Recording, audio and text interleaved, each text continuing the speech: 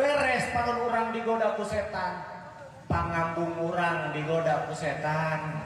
Mata kieu euy sia aya edoh sia nya anu deukeut masjid imahna. Anu deukeut masjid imahna tong sok lamun keur berjamaah tong sok ngagorengan asin, tong sok ngagorengan asin. Hah? Ya Allah karim batur keur ibadah eta keur berjamaah. Kalakah ngagoreng asin pedang.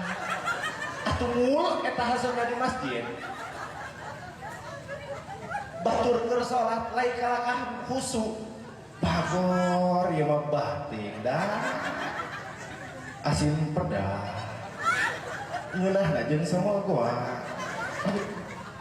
Komo dibarengan jeung peuteuy. Keur salat berjamaah mikiran asin.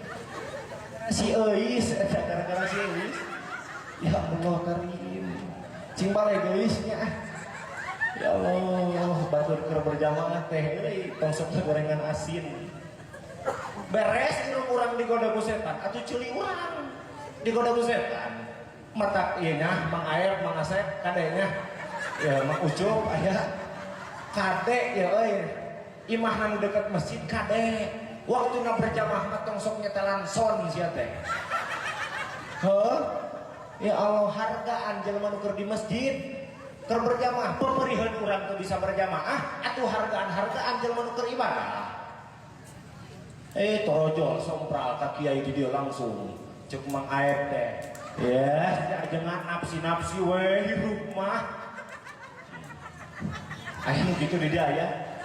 Pajarkeun nafsi-nafsi we cenah hirup mah. Hampura Mang Aep hirup mah teu bisa nafsi-nafsi. Atuh naon make teu bisa nafsi-nafsi? Urang mah lahir ditulung ku batur, moal oge digotong ku batur.